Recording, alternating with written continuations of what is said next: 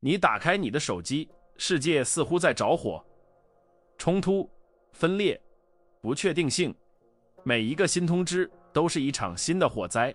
你被迫观看，你是否感到胸口发紧？是否感觉自己像个无助的旁观者，甚至可能是一个人质，观看一场你无法以任何方式控制的混乱游戏？你是否感觉到永远处于警觉状态的疲惫？我们称之为警惕疲劳。这种不断涌入的负面信息不仅是在通知你，它在消耗你的生命能量、你的专注能力和你的平静。你被制约去相信，要成为一个负责任的公民，你需要吸收世界上所有的混乱，而这正在一点一点地从内部摧毁你。这种无力感，这种慢性焦虑，是一个精神监狱。你不是天生反应过度的，你被训练成这样。我们被教导混淆知情与受影响，你的内心平静成为了数千公里之外发生的完全超出你影响范围事件的人质。你对每一个新头条都以愤怒、恐惧或绝望做出反应，而你的思想，你最宝贵的资产，已经成为被集体恐慌占领的领土。你在不属于你的战斗中浪费你的精神弹药，结果是你感觉自己渺小、软弱，甚至无法改变自己生活中的事情。但如果这种反应过度不是一个判决呢？如果有一种方法可以观察混乱而不成为混乱呢？今天你不会学到忽视世界，你将学到如何保护自己免受其害。我们将打破这个监狱，你将学会回应而不是反应。我们将探索斯多葛战略家的4个战斗位置，这是一本用于建立一个不可动摇的内在堡垒的手册。如果你准备好停止成为头条新闻的人质，并开始成为你自己平静的建筑师的旅程，那就迈出你的第一步。订阅这个频道，激活通知，并宣布你的第一个主权行为。在下方评论，我控制我的情绪，这是你夺回指挥权的第一步。解决这种警惕疲劳的方法，不是一个新的应用程序或另一个生产力技巧，它是一种古老的哲学，在战场上，在腐败的帝王宫廷中和在最黑暗的监狱中经受过考验。我们谈论的是斯多葛主义，但忘掉那个被动的、没有情感的、接受一切的老人形象，那是一个漫画形象。我们今天要练习的斯多葛主义是一种精神战争技术，一位将军的战略手册，用以捍卫他最重要的资产，他的思想。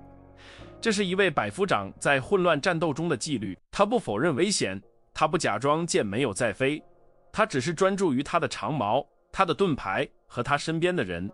他毫不松懈地专注于他能控制的事情。第一步是一个根本性的战略重塑。我们寻求的平静不是没有感觉，他是至高无上的战术专注。他是一位大师战略家，一个师傅，从山丘上观察战场时的精神清晰，理解敌人的动向，而不同时被部队的恐慌所拖累。现代社会训练你成为一个没有盔甲的普通士兵，被扔到信息战的前线，对每一次爆炸都做出反应。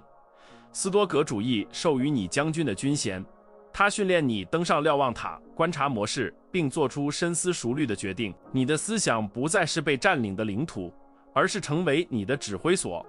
像艾比克泰德这样的权威人物，一个前奴隶，后来成为罗马最有影响力的哲学家之一，完全理解这种区别。他教导说，真正的自由不是控制发生在你身上的事情，而是控制你如何回应。马可·奥勒留这位皇帝将军在他的沉思录，他的个人精神战争日记中写作，不是在宁静的宫殿里，而是在一个被战争和瘟疫包围的营帐里。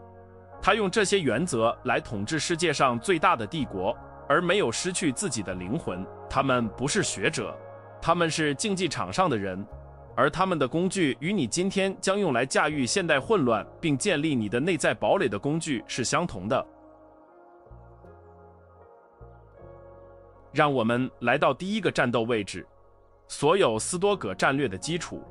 你需要在此时此刻定义你的边界。哲学家艾比克泰德给了我们最有力的工具——控制二分法。想象你的思想是一座堡垒，一座城堡。像任何优秀的将军一样，你需要知道你的城墙在哪里结束，敌人的领土在哪里开始。斯多葛主义迫使你在沙子上划出一条清晰而残酷的界限，一边是受你指挥的，另一边是不受你指挥的。里面有什么？你的行动，你的判断，你的反应，你的选择，你的美德。外面有什么？毫不夸张地说，其他一切，全球政治、遥远的冲突、他人的行为、经济、天气、你的声誉，你的现代训练告诉你相反的。他教你痴迷地担心敌人的领土，你被鼓励对你永远不会参与的战争和你没有影响力的政治决策持有强烈的意见。摧毁你的内部冲突是这个：你花费100%的精神能量试图控制不可控制的。你坐在你的堡垒里，望着地平线，花费你所有的弹药向即将来临的风暴射箭，希望它会改变路线。你筋疲力尽地试图推动世界的墙壁，而你自己思想的大门却敞开着，无人看守，允许恐惧和焦虑进入并掠夺你的平静。被围困的堡垒这个比喻是真实的。新闻、头条、社交媒体上煽动性的意见，这些是箭、投石机和外面震耳欲聋的战斗噪音。普通人听到这个噪音就跑到城墙上，对敌人大喊大叫。他允许围城军队的恐慌成为他自己驻军的恐慌。你感到的焦虑就是你的城墙在开裂，这证明你把你的士兵、你的注意力放在了错误的地方。你放弃了你的指挥所，去打一场你赢不了的战斗，让你自己的权力中心变得脆弱。斯多葛将军会怎么做？他检查自己的防御，他不在乎外面的噪音，他在乎他卫队的纪律。他明白堡垒的力量不是由敌军的规模来衡量的，而是由他自己城墙的完整性来衡量的。当一支箭、一则可怕的新闻射中墙壁时，他不会恐慌。他观察它，记下它的轨迹，并加固那段城墙。他的判断，他知道敌人只有在他从内部打开大门时才能获胜，而恐慌，我的朋友，就是打开所有大门的内部背叛。因此，你的第一个任务是这个：拿一张纸，无论是精神上的还是物理上的，画一个圆圈，在圆圈内写上我的行动、我的判断、我的回应；在圆圈外写上战争、选举、我邻居的意见。这个圆圈就是你的城堡，这是你唯一负责的领土。情绪化的反应就是当你拼命试图保卫你圆圈之外的领土时发生的事情。你成为了一个没有帝国的皇帝，对风大喊大叫，并因他不服从而感到沮丧。平静不是在世界平静下来时开始的，平静是在你停止试图控制世界并开始控制唯一给予你的空间时开始的。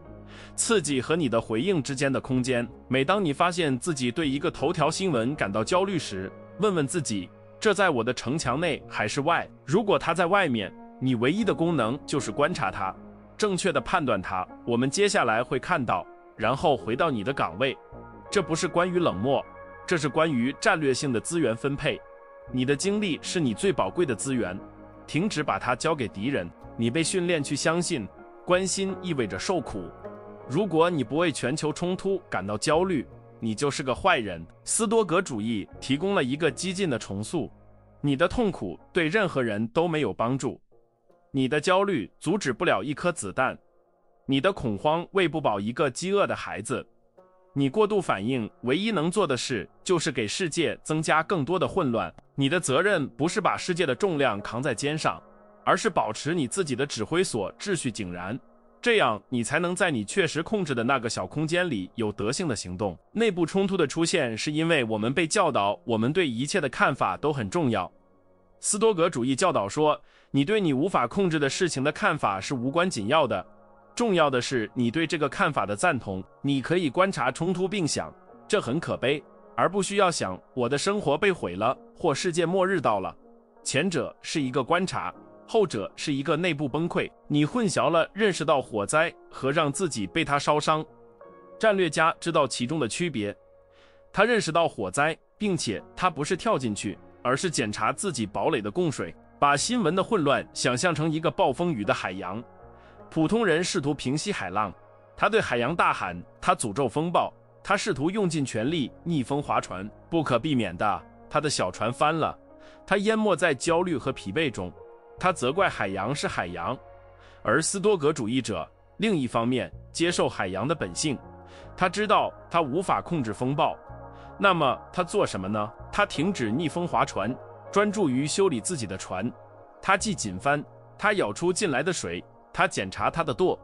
他不否认风暴，他完全意识到但他明白他唯一的职责是在既定情况下以尽可能高的技巧驾驶自己的船只。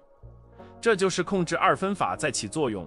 你正处于一场信息风暴中，一场全球混乱中，你打算花一生时间对风暴大喊大叫吗？还是你将开始修理你的船，加强你的思想，组织你自己的生活？选择是你的，这是变得不受干扰的第一步。知道你的工作从哪里开始，到哪里结束。这第一点的结论是一个权利的声明。通过定义你的边界，你不是在逃避世界，你是在宣告你对自己的主权。你不再是一个人质，而是成为指挥官。你获得的力量不是来自世界变得更容易，而是来自你变得更有纪律。你停止浪费精神弹药，你成为一个专注的精英射手，而不是一个在黑暗中疯狂射击的恐慌士兵。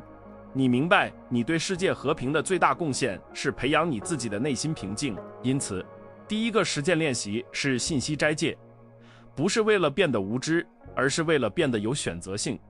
在48小时内，只消费那些直接影响你日常行动的新闻，其余的呢，把它们留在外面。利用这段时间来检查你的城墙，观察你的思想有多少次试图逃到不可控制的领土上，把它带回来，坚定的，但不要评判。你的岗位不在那里，在这里。这是卫队的训练，这是你堡垒建设的开始。现在你已经定义了你的边界，并且知道什么是你该指挥的。我们上升到第二个位置，瞭望塔。这是马可·奥勒留的实践，从上往下看，普通人被困在地面层。每一个事件看起来都是独特的、末日般的和个人的。今天的战争看起来像是世界末日，明天的经济危机看起来像是一场史无前例的灾难。恐慌来自于这种短视，这种无法看到超越眼前时刻的能力。你离画作太近了，以至于你所能看到的只是混乱的颜料污点。这里的内部冲突是思想对当下戏剧的沉迷。你的思想喜欢紧迫感，它混淆了强度和重要性。它在如果是新的就是危险的和如果它现在正在发生，它就是历史上最重要的事件的错觉下运作。这是一个视角的失败。你成为现在的人质，忘记了永远的广阔全景。斯多葛主义者像一位经验丰富的将军，知道没有一场战斗是只看着自己剑尖就能赢的。他需要视角，他需要登上瞭望塔。从上往下看是向后拉远镜头的行为。他是看到你的生活、你的问题和世界事件，不是作为独特的事件，而是作为重复的模式。马可·奥勒留不断提醒自己，戏剧总是一样的，只是演员变了。你在新闻上看到了什么？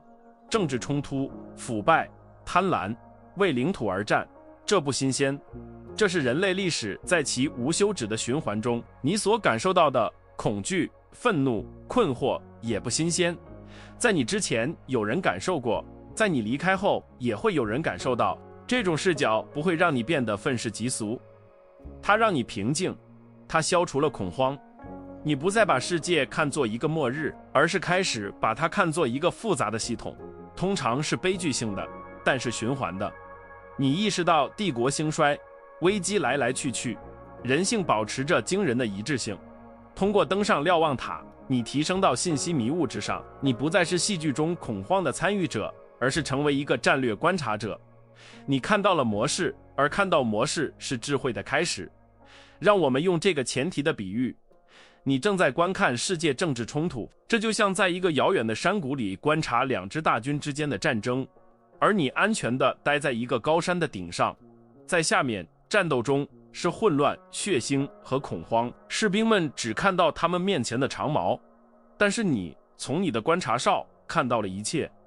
你看到了战略，你看到左翼在前进，你看到右翼正在设置陷阱，你看到了全局。普通人沉迷于愤慨，跑下山，把自己扔到战斗中，没有盔甲，没有武器，没有盟友，他会怎么样？他立刻被焦虑吞噬。他被2支军队践踏，他没有控制权，没有影响力，他在那里的存在丝毫不会改变战斗的结果，他只是选择成为一个受害者。斯多葛主义者、战略家留在山上，他不下去。他知道他的战斗不是山谷里的那一场，他的战斗是保护他的观察哨。他观察，他理解战略，他从2位将军的错误中学习，但他不把自己投进火里。他知道他的职责是保持清晰。你的思想就是那个观察哨，而厄运刷屏，这种警惕疲劳，就是每天自愿下山，把自己扔到没有盔甲的战斗中去的行为。你正在选择成为混乱的受害者。从上往下看是留在山上的纪律，他是看着头条新闻，并且不是以恐慌做出反应，我们都完蛋了，而是以视角来回应啊。一个经典的人类模式，贪婪与恐惧的冲突。有趣。现在什么在我的控制之下？这需要训练。你的思想会想要下山，对肾上腺素和皮质醇的上瘾是强烈的。你需要积极的练习拉远镜头。当你感觉到恐慌上升时，问问自己，100年后一个历史学家会怎么看这个？或者像马可·奥勒留会做的那样，在你的脑海中看看地球，看到浩瀚的帝国，然后看到罗马，然后看到你的宫殿，然后看到你自己，在浩瀚宇宙中的一个小点，生活在无限时间里的一个短暂时刻。你的问题，甚至世界的问题，都呈现出它们应有的比例。内部冲突是我们恐慌时会觉得自己很重要。我们认为我们的焦虑是我们美德的证明。斯多葛主义向我们挑战：你的清晰比你的恐慌更有德性，你的稳定对你周围的人比你的愤慨更有用。如果一个灯塔被它本应照亮的风暴卷走，那它就毫无用处。你的工作是成为灯塔，而灯塔必须锚定在岩石上，高于海浪。瞭望塔就是那块岩石。这一点的结论是获得视角。通过练习从上往下看，你脱离了眼前的恐怖，你得到了希腊人所说的心神安宁，一种深刻的宁静，不是因为世界是美好的，而是因为你理解世界的本来面目。你不再对人性感到惊讶，你不再期望狼会像羊一样行事，你看到游戏是怎么玩的，而这种清晰给了你力量，去决定你将如何玩你自己的游戏。在你自己的城堡里，用精湛的记忆，你获得的力量是洞察力，你变得非常难以被操纵。恐慌是一种控制工具，媒体、政治家、市场营销人员都利用紧迫感和恐惧来控制你的反应。当你登上瞭望塔时，你看到了绳索，你看到了操纵木偶的人，而一个看到绳索的人不能再是一个木偶。你成为一个不受干扰的观察者，从这个平静的位置，你最终可以做出明智的决定。今天就练习这个，拿起新闻中最大的火灾，现在寻找50年前的一个类似事件，然后是500年前，然后是2000年前。你会看到模式，你会看到人类幸存了下来，你会看到处理它的工具总是一样的：勇气、正义、节制、智慧，那些在你城堡内的美德。这不是被动，这是至高无上的战术专注，它是理解历史是一个循环，而你的工作是在给予你的循环中有德行的生活。你在位置1定义了你的边界，你在位置2登上了瞭望塔，现在我们去位置3，指挥所，将军的帐篷。在这里，你学习指挥你的内部军队。斯多葛主义教导我们一些至关重要的事情，不是事件在干扰我们，而是我们对他们的判断。战争、危机、冒犯，这些都没有天生的力量来伤害你的灵魂，伤害你的是你自己的思想在说。这很可怕，这是末日，我受不了这个。这个判断被称为赞同，你给你对一个印象的批准盖章，这就是内在将军的力量，理性的指挥。你无法控制山谷里发生的事件，但你对侦察兵，你的感知如何向你将军报告这个消息，以及你将军如何决定解释这份报告，拥有绝对的控制权。普通人是一个软弱的将军。当侦察兵尖叫着我们迷路了，敌人很庞大，到达时，将军陷入恐慌并大喊我们迷路了。他只是重复了第一印象的恐慌，他立即赞同了恐惧。内部冲突是这个过程是自动的，你没有意识到你正在做一个判断。你认为新闻就是焦虑，你看到关于冲突的头条新闻，感到胸口发紧，并相信是前者直接导致了后者。斯多葛主义在这个电路中插入了一个断路器，他在印象侦察兵的报告和你的赞同将军的命令之间创造了一个空间。艾比克泰德说，不要被印象带走，对他说，等等，让我看看你是谁，你从哪里来，让我测试你。想象一下，你的情绪是你的士兵，他们忠诚有纪律，随时准备服从命令，他们等待你的命令。当战争的消息传来时，那只是一个信息，恐惧、愤怒、绝望，这些是你选择调动的营队。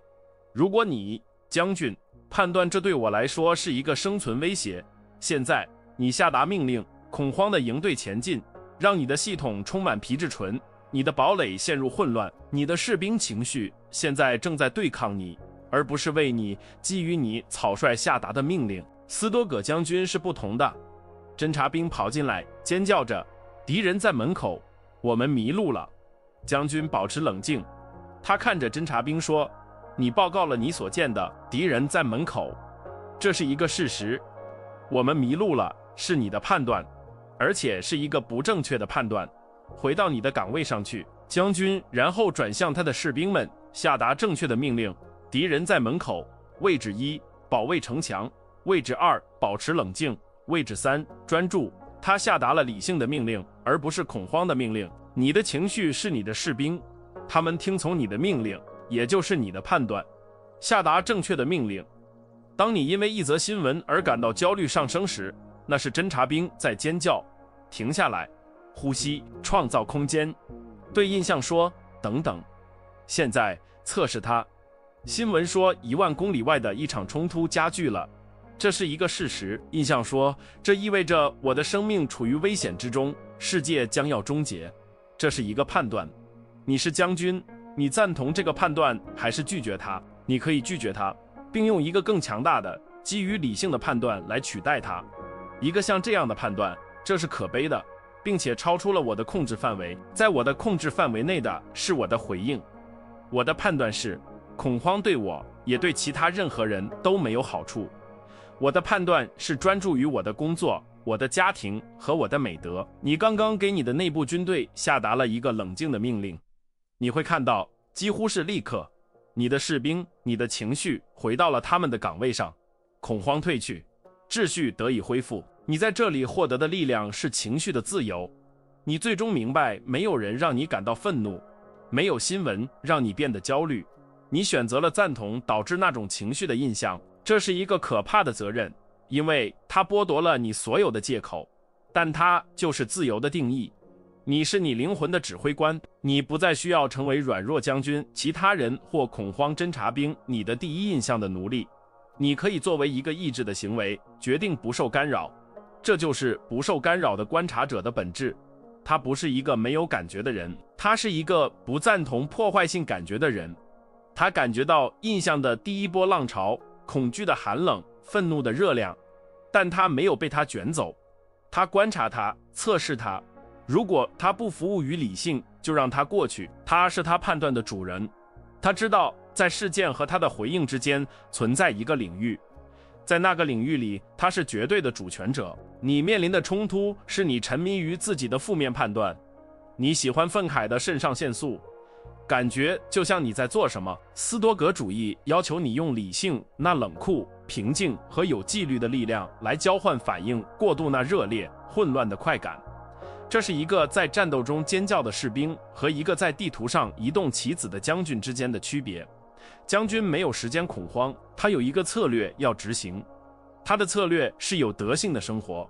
司机克劳迪奥的意识，想象一下克劳迪奥堵在交通中，一辆车突然插到他前面，印象侦察兵尖叫，他不尊重你，他认为你是个白痴，攻击。普通的克劳迪奥，软弱的将军立即赞同，他下达命令，愤怒，他按喇叭，他咒骂，他的心跳加速，他的一天被毁了。他把他思想的指挥权交给了一个在另一辆车里的陌生人。斯多葛的克劳迪奥感受到同样的印象。侦察兵尖叫，但他停下来。他测试印象，他插了我的队，这是一个事实。也许他迟到了，也许他正赶往医院，也许他只是一个糟糕的司机。他不尊重我的判断是我添加的，即使他是故意的，我的平静也比这更值钱。斯多葛的克劳迪奥拒绝赞同愤怒，他下达了一个不同的命令：冷静，专注于道路。他不受干扰地继续他的一天，他没有让外部的混乱侵入他的堡垒。你看着新闻，就是交通中的克劳迪奥，世界会插你的队，头条新闻会对你按喇叭。你会把你的思想指挥权交给他们吗？还是你会留在你内在将军的岗位上，下达正确的命令？选择永远是你的。结论是，你是你情绪体验的建筑师。世界抛出刺激，你决定它们意味着什么，这就是赞同的力量。你可以和所有人看同样的新闻，但当他们下山陷入恐慌时，你可以留在你的瞭望塔上；当他们以恐惧做出反应时，你可以待在你的指挥帐篷里，用理性来决定。你没有改变事件，但你改变了你体验的现实，而这是唯一重要的力量。我们来到了第4个，也是最后一个战斗位置。我们定义了边界，登上了瞭望塔，并接管了指挥所。但一个堡垒不是为了永远静止不动而建造的，一个将军不是仅仅通过防守来获胜的，他需要一个行军命令。这是斯多葛主义对混乱的回应，专注的行动。这由2个强大的概念组成：热爱命运及接受并热爱所发生的一切和有德行的行动。如果前3个位置是关于精神防御，那么这个是关于有德行的攻击。什么是热爱命运？这不是被动的顺从，这是对你控制之外发生的一切的热情接受。普通人花一生时间抱怨世界的天气正在下混乱之雨，这场冲突太热了，在这种不确定的风中，我无法运作。他花费他所有的精力，希望现实会有所不同。他在与命运作战。这是一场你总是会输的战争。抱怨现实就像对重力大喊让他停止工作，这是徒劳的，并且令人筋疲力尽。斯多葛战略家另一方面实践热爱命运，他不仅接受现实，他热爱它，他对待它就好像是他自己选择的。新闻的风暴，政治的混乱，经济的危机，他看着这一切说，这是给予我的战场，完美。这正是我将实践我的美德的地方。他停止抱怨天气，专注于修理自己的船。他明白障碍就是道路。外部的混乱不是对他工作的干扰，它是他工作的原材料。内部冲突是深刻的，抱怨比行动更容易。抱怨给我们一种虚假的道德优越感，而不需要任何努力。看我多好，我对世界感到愤慨。斯多葛主义说，你的愤慨是自我放纵的。停止谈论外面的混乱，开始在内部创造秩序。对外部混乱的唯一真正回应是内部秩序和本地行动。你担心世界的分裂吗？在你的家庭中成为一股团结的力量。你对腐败感到愤怒吗？在你的业务中做到无可挑剔的诚实。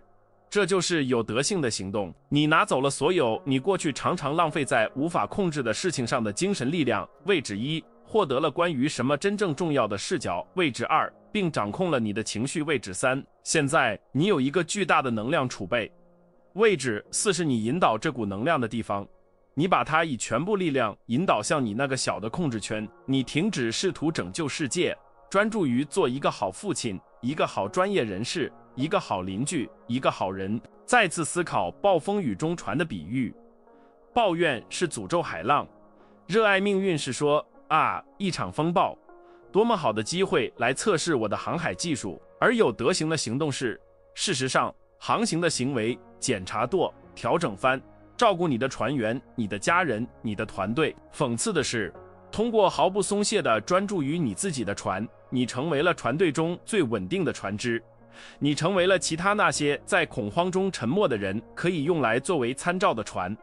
你成为了灯塔。普通人认为这是自私的。当世界在着火时，我怎么能专注于自己？斯多葛主义者明白这是唯一无私的回应。你的焦虑对任何人都没有帮助，你的恐慌对任何人都没有帮助，但是你的平静、你的理性、你的本地有德性行动，这帮助了每一个与你接触的人。如果你不平静，你就不能给世界带来和平；如果你内心混乱，你就不能给混乱带来秩序。行军命令从家里开始，从你的内心开始。皇帝马可·奥勒留被战争、瘟疫和背叛所包围，他没有整天恐慌于帝国的崩溃，他花他的早晨在他的日记中写作，练习这些战斗位置。他问自己，今天我怎样才能成为一个好皇帝？我怎样才能对这位朝臣公正？我怎样才能在这个决定中勇敢？我怎样才能对这个犯错的仆人有节制？他专注于他自己的美德，那是他的行军命令。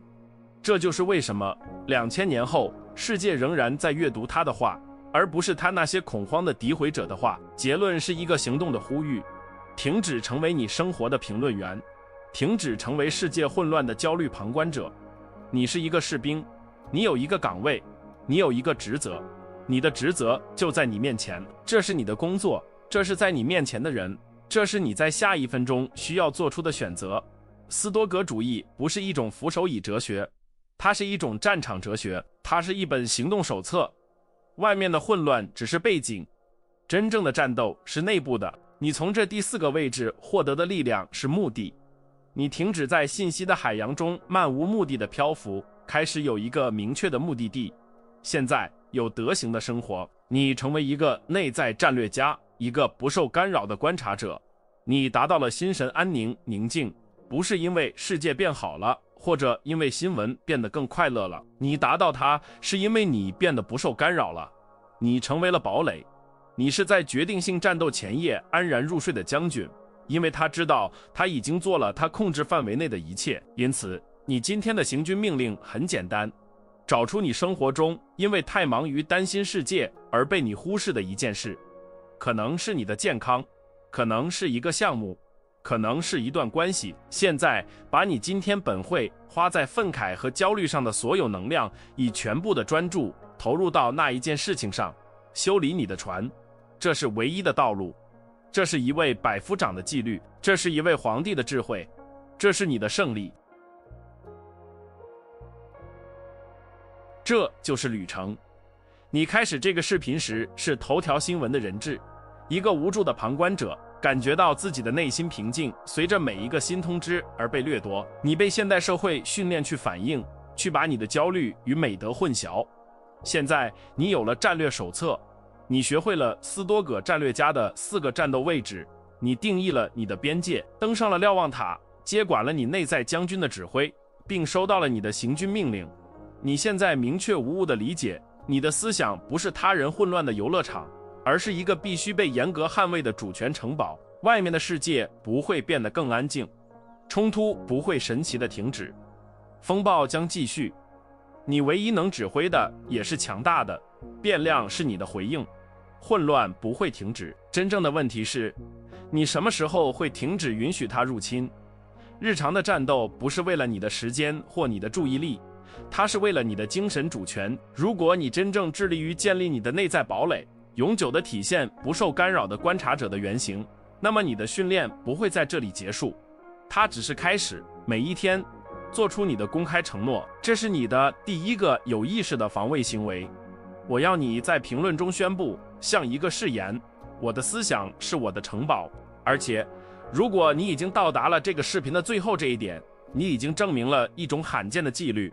你没有寻求轻松的娱乐，你寻求了精通。宣布你的抵抗，也评论我看到了最后，这样我们就能识别出这个社区中真正的战略家。通过这样做，你加入了一个有纪律的思想组成的军团，他们选择了理性而不是反应过度。如果这个信息深深地与你的灵魂产生了共鸣，如果你感觉到你的内在城墙被加固，订阅这个频道并激活通知，因为我们的训练还在继续。但一个斯多葛战略家的最终行动不仅仅是保卫自己的堡垒，它是加强你同伴的城墙。想想你生活中现在的一个人，一个你看到被新闻焦虑所吞噬的人，一个在山谷中没有盔甲战斗的人。分享这个视频，发送这本战略手册不仅仅是发送一个链接，它是递出一个盾牌，这是一种美德的行为，帮助他人建立他们自己的城堡，站稳了，守住你的岗位。战斗是日常的，但现在你有了获胜的武器，